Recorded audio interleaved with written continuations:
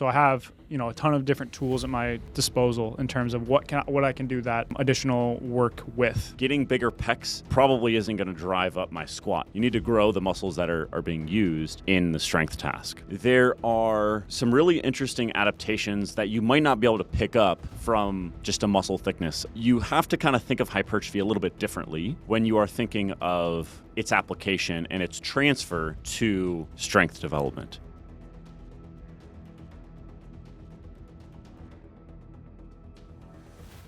Another good question from Alexander. Specificity for powerlifting in terms of the hypertrophy work. So let's say we have a powerlifter. They obviously are going to perform some hypertrophy-oriented work in their program.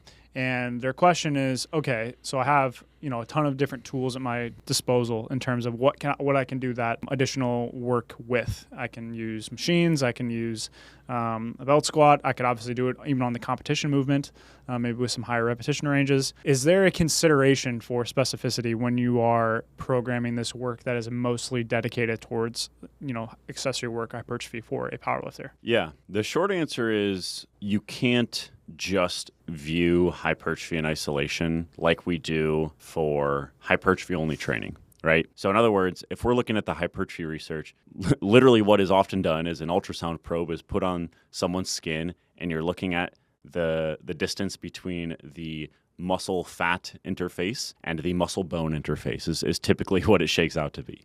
So you're literally just looking at the thickness of the muscle for a study looking at hypertrophy using ultrasound. That's great, right? And if you're comparing leg extension to leg press in a hypertrophy study, you can, look at the thickness of the vastus lateralis and see how those two different exercises influenced increases in the thickness of the vastus lateralis. But when you are doing a 1 rep max squat, you're not just using your vastus lateralis, right? The vastus lateralis being kind of the lateral, one of the most lateral muscle of the 4 quadriceps muscles. You're also using the other quadriceps muscles. You're also using your adductors.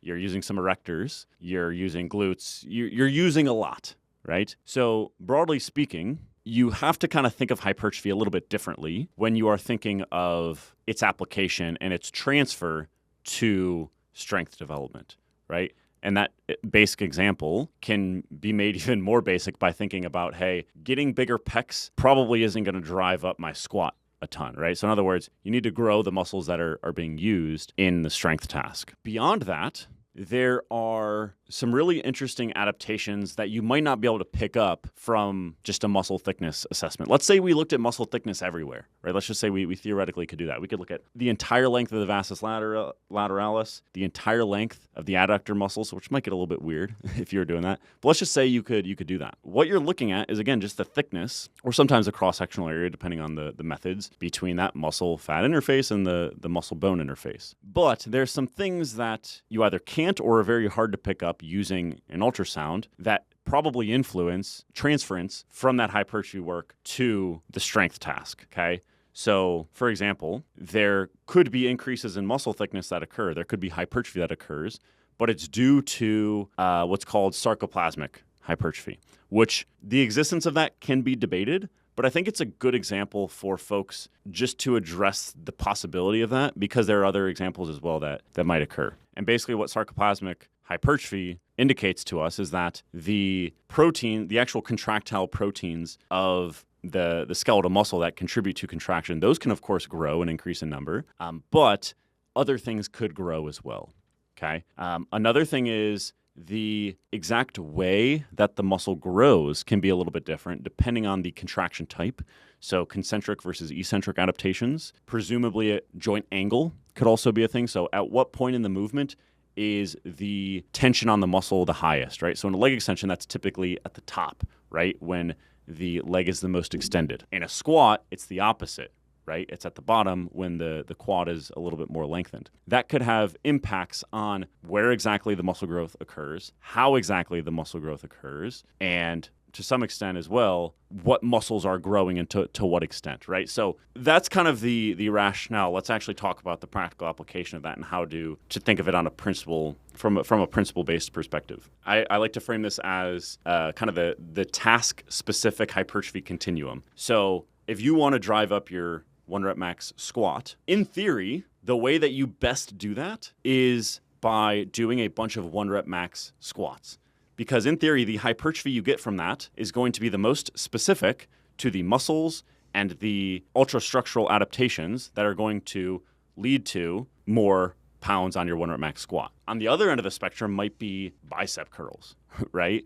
Those are probably going to have like no benefit to your 1 rep max squat because like the term that you might see in the research sometimes is called like indiscriminate hypertrophy, meaning that hypertrophy isn't really relevant to the strength task. Then of course, between those two extremes, you have a bunch of other options, okay? And you basically work back from the extreme over here, which is just doing a bunch of 1 rep max squats based on practical constraints, okay? A lot of people aren't going to do enough volume to maximize, to get a meaningful amount of hypertrophy from just doing 1 rep max squats. That's pretty unrealistic. So you kind of walk back a little bit. Okay, maybe I'm going to do some back off sets with squat, and I'm going to do some sets of 3 to 8 on the competition squat and leave some reps in the tank because I can do more work with that, right? Even that might be difficult at times. So therefore, I move on to something like a belt squat or a leg press. Even that might pose some constraints, so you move to something like a leg extension, which now we're pretty far from a 1 rep max squat, but we're still closer to a 1 rep max squat than we are to bicep curls, right?